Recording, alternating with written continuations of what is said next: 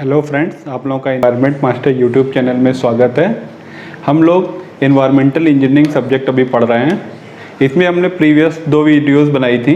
उसमें हम लोगों ने स्टार्टिंग से वाटर साइकिल से लेकर के what are the different various demands और what are the different sources of that demands and what are the different factor that affects all these demands have been discussed in a previous lectures. So in this lecture we are going to discuss about what are the different sources of water demand so that the water demand shall be fulfilled by all these sources. And before that we have to discuss about what are the different variations in those water demands, how the water demand vary with the changes of seasons, times and daily variations. So let's discuss all these things.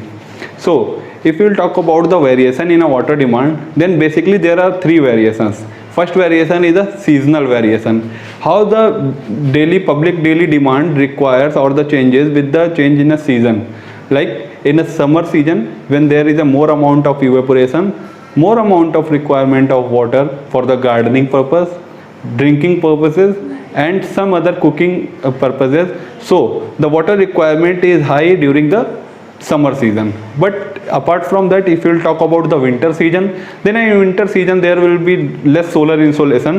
So because of less solar insolation, there will not be so much evaporation from the water bodies. So if not much amount of the evaporation in a water body, then the water consumption will be less. And during winter season, most of the people do not drink much amount of water, and cooking purposes not required that much amount of water that has been required in a summer season. And second thing is that second is a daily variation. So how the daily variations takes place? So daily variation is the variation which is occurred during the 7-day cycle, between the 7-day cycle. If we will talk about the 7-day cycle, like there are 2 types of days. First one is the weekdays and the second one is weekends. So during weekdays, most of the persons goes to the offices. They do not remain at their houses. They are mostly at their workplaces. So during that time, the water consumption will not be that much high. But if we'll talk about the scenario of a weekends, so during the weekends most of the residents of the rooms resides their rooms itself or the houses, so the water requirement will be much higher as compared to the weekdays. Like they use the most amount of water to their house cleanings and gardening, drinking purposes and some other purposes that has been not used during the weekdays, sorry. And third one is the hourly variation. So how the hourly variations affects the daily demand. Like so the variation of hourly is affected by the how the water requirement is required during the whole cycle of 24 hours. Like during the starting hours of morning hours, like the 6 a.m. to 9 a.m, the water consumption is much higher because the most of the persons used to bath during these times. Then from the 10 a.m. to nearly afternoon of 3 p.m. So during that time of 5 or 6 hours, the water requirement is not much high. That is less than the amount that has been used in starting hours or the morning hours.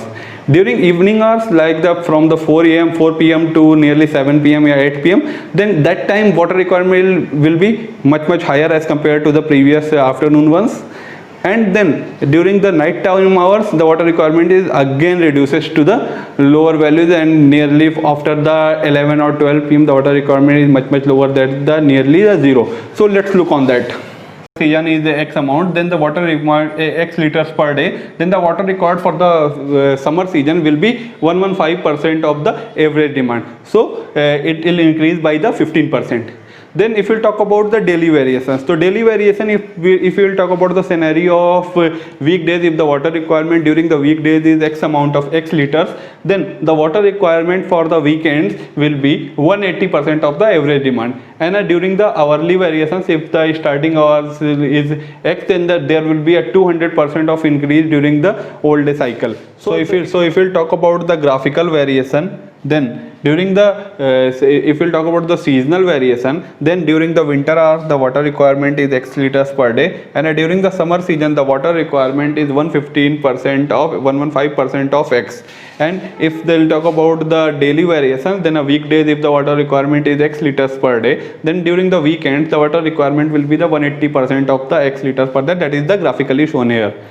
And if we talk about the hourly variations, then hourly variation from morning 6 a.m. to 10 a.m. the water requirement is higher. Okay, then it will suddenly it starts slowly decreasing towards the afternoon hours. Then from the evening hour the water requirement is again increasing, and it will increase towards the 200% of x. Then it will further decreasing towards the evening hours, and evening after the evening hours during the night hours. So these are the graphical variations for that. So we have discussed about the graphical variation of the water supply demand. So these are the seasonal variations, hourly variation, and a daily variation. So let's discuss about the peak factor. What is peak factor? How we have used this peak factor with the relation with the population changes. So let's discuss peak factor. So we are talking about the peak factor. Peak factor is nothing but a multiplying factor which is used to convert the average water demand to the peak water demand. So these peak factors depending upon the variations in a population city. So if there will be a low population, not the population is not much high, then the variation will be maybe more due to the less quantity of water required. So this variation is represented by these factors. So as the definition suggests, the peak factor is the per capita demand is an average rate of consumption. Actually जो per capita demand रहता है, हम लोगों ने per capita demand पढ़ा था, कैसे निकलता है कि total amount of water consumed during 365 days. So the total water consumed divided by the 365 days, ठीक है, and divided by the total number of people residing in a certain location. So this is the average value. So if we have to convert the average value to the peak value, then we are going to multiply with the multiplying factor. So multiplying factor multiplied by the average rate of consumption is equals to peak rate of consumption. So the peak rate of consumption are here. So if the populations are less than 50,000, then the peak factor will be 3. So that we have to multiply this 3 to here as a peak factor. Okay. And if the population is more than 50,000 and less than 2 lakhs, then the peak factor will be 2.5. And if the population is more than 2 lakhs, then the peak factor will reduces to 2. And at some cities which have not the much amount, if there will be some cities which do not have the more number of people or the low population city, so for those cities the variation in a demands will be represented by the peak factor 3. So we have discussed about the various demands and peak factor and all these. So first section will be completed, like what are the different water demands, how much quantity of water required to supply for the public water consumption. Okay, so let's we are going to move on our second step, selection of sources. How the source is selected, okay, or the sources which are selected, what are the different sources available to supply the water to the public water demands. Okay, and in the next step we are going to discuss about the what are the different quality parameters, and what are the different quality parameters at a source, and what quality parameters require at the community point. So there will be a variation between these two.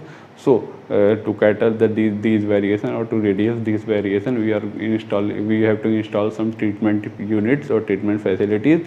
So degree of treatment is depending upon the degree of treatment is depending upon the variation in a source water quality and community water quality required. So degree of treatment depending upon these two factors. So we are going to discuss these things in a subsequent lectures, and now at that point we are going to discuss about the different water sources required.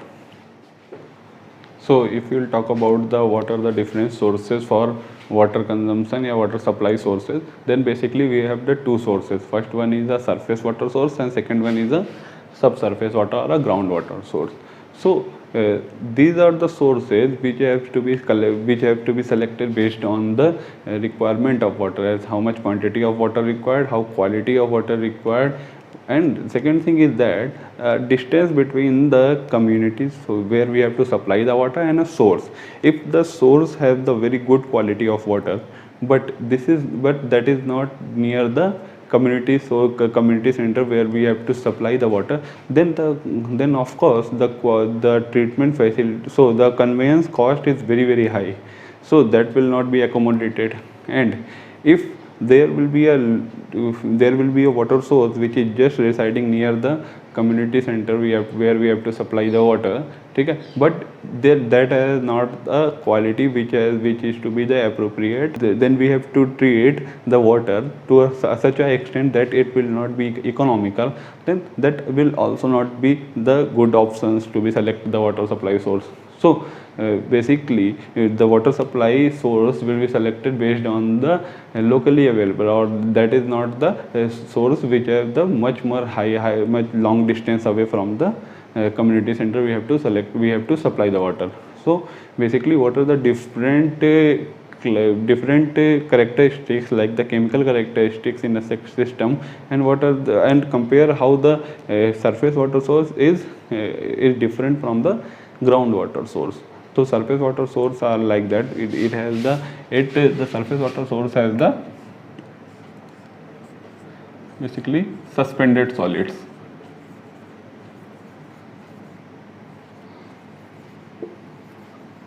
Actually, surface water source is directly contact with the human at a different points, like the ponds, rivers, oceans. So we discharge most amount of, like, the polythenes, waste, some other waste which are directly suspended on the surface of a river. So these are surface water source. And if we talk about the groundwater source, then there will be a dissolved impurities.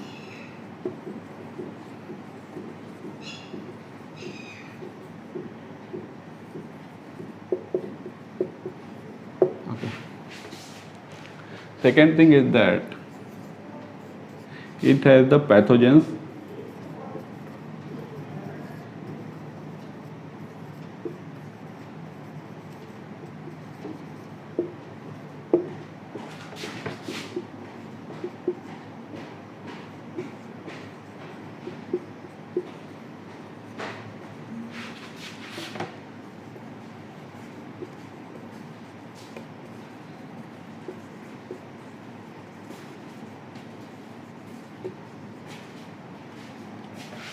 So surface water source have the pathogens and bacteria because it is directly contact with the human. And subsurface water source or groundwater source, there will not be a pathogens and a bacteria in a groundwater source, but there will be a contaminants.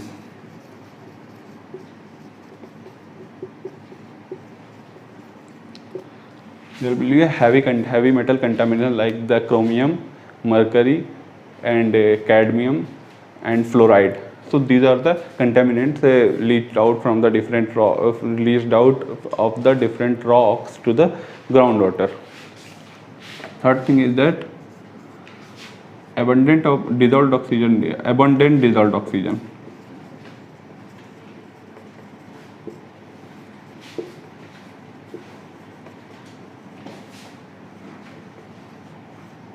So surface water source have the abundant dissolved oxygen due to the ripple facility, because the self purification faculty, because it is directly in contact with the atmosphere. So there is atmosphere, and there will be a ripple on the surface of surface water sources, so there will not be a divide of oxygen. And groundwater source, as it is not in contact with the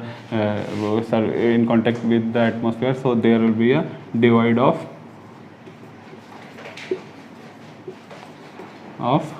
dissolved oxygen, or DO.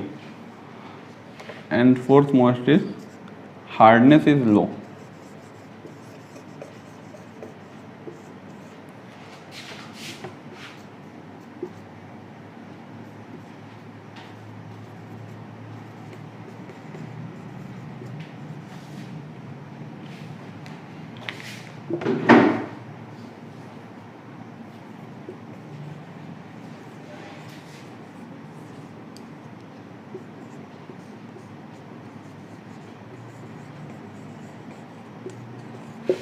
Okay. So and fourth more point, the surface water source do not have the more amount of hardness in that, but the groundwater source have the very high hardness water due to the heavy metals leach out from the different rocks. So these are the quality comparison of the surface water source with the groundwater source. So what are the different surface water source and what are the different groundwater source? Let's look on that.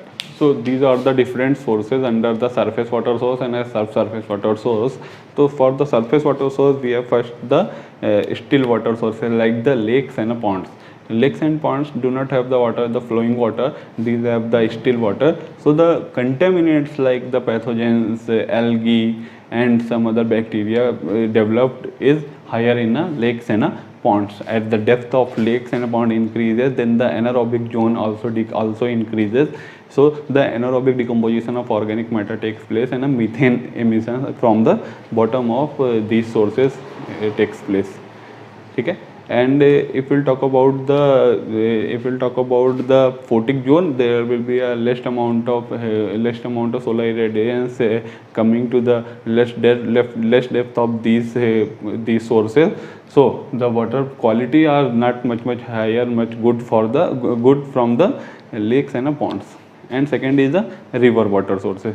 So river, as we know that the river have the elevation difference, so the flowing rivers have the more ripples, like, so the purification is also good. So the river water sources are basically the good good water source. So river water source is used to select due to their self purification. As the river moves from the higher elevation to the lower elevation, and due to the flowing rivers, the dissolved oxygen increases in the river water. So the self purification and aerobic decomposition of organic matter takes place. So the quality of river water is good and the quantity is also abundant, so that we have to use as the surface water source. Third one is the oceans. As we know, the oceans and sea have the more amount of water. There will not be a problem with the quantity. We can extract as much as we required, but the problem is that there is a salt concentration, very high salt concentration. So if we have to supply the water from the sea, then we have to first desalinate that water, and desalination facility is not much easy, because the desalination takes, if you require the desalination, it will consume more amount of money. So that will not be the economical. So as the ocean's water is not good for supply, it is maybe used in Arab country where there will be a not problem with the money. They use the desalination technique to use the sea or the saline water to the drinking water or potable water. Fourth one is impounding reservoirs. So if we talk about the impounding reservoir, then when the rainwater comes from the atmosphere to the surface of earth, then we collect that water in an impounding reservoir and some reservoirs. Then we have to supply those waters to the nearby community. So that will not be at the higher for more amount of people. It will for the locally people, one house and a two house. So that will be okay for the impounding reservoir, because the capacity of that is not much high. For fifth one is the wetlands. So wetlands have the water which is not much higher, but it have the quality also degraded, like the wetlands emissions from the emission of methane takes place due to the anaerobic decomposition of organic matter. But of course we can use for the supply as the surface water source. Let's coming to the subsurface water. So subsurface water sources means we have basically the four sources.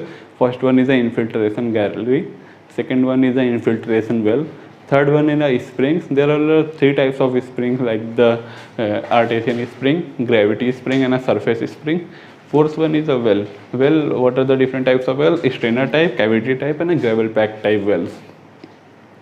So infiltration galleries are the long narrow channel in a horizontal channel running along the rivers. Okay? So that the water will be collected in those chambers by the perforated pipes, and that will be used as a source, and that will be that will go to the sump well, and where we have to use from the pumps. And infiltration well is like the infiltration gallery, but the mechanism is changed. So we have discussed the surface water sources. Then we are moving towards the subsurface water source.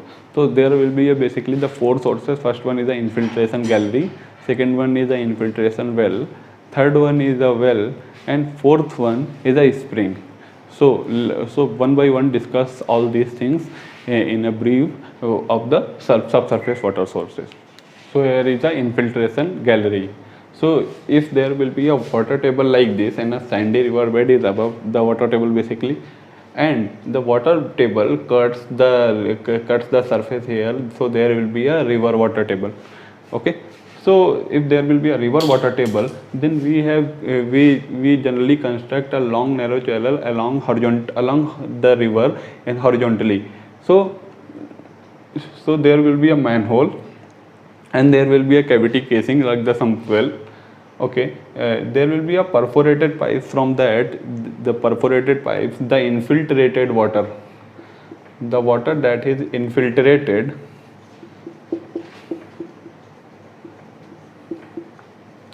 the water that has been infiltrated from the bottom of a river and moves towards the water table or the below the water table, then that will pass to the these perforated pipes, and as the level of these perforated pipes is above the level here, so the water is directly goes to these infiltration galleries, and if we require the water, then we will suck that water through the suction wells or suction pumps.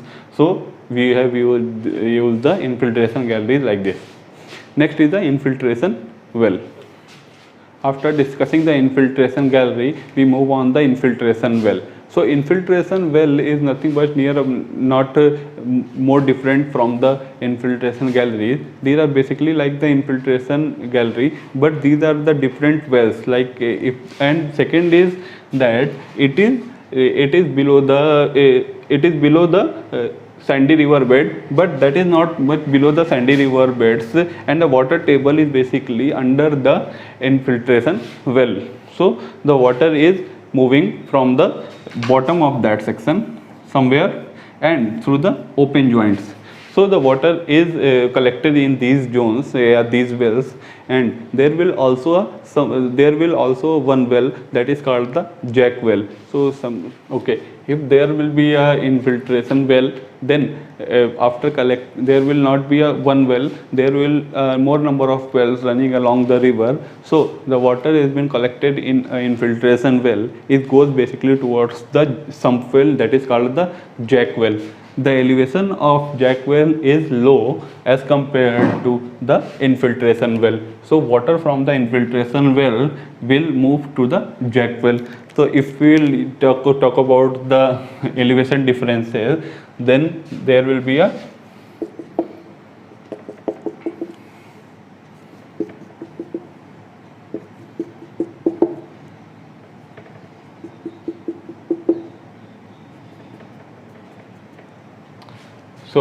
if we'll talk about the elevation differences, then it will nearly if the 120 meter elevation at that point and 120 meter elevation at that point, okay, then there will be if the elevation is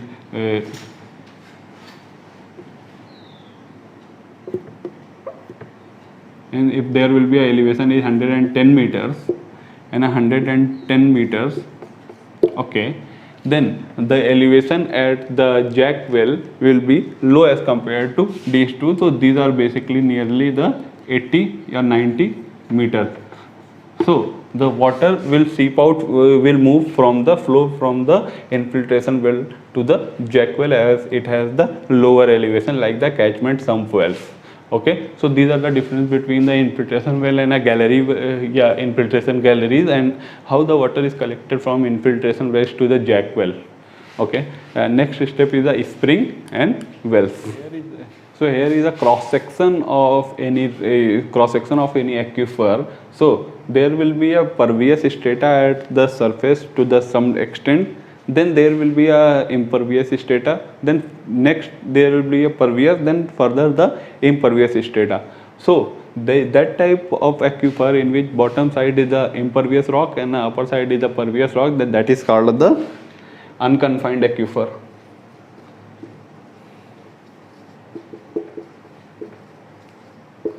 Unconfined aquifer. Aquifer is basically the geographical rock which also hold the water and permeate the water, because it has the conductance, like the permeability is also high, and it has the water holding capacity is also very high. So that is called the aquifer. So basically that is the unconfined aquifer, and in which there will be a pervious strata is between two impervious strata, then that type of aquifer is called the confined aquifer.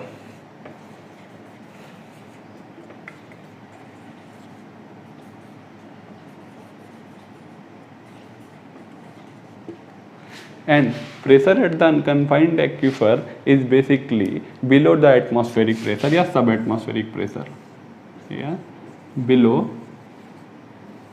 atmospheric pressure.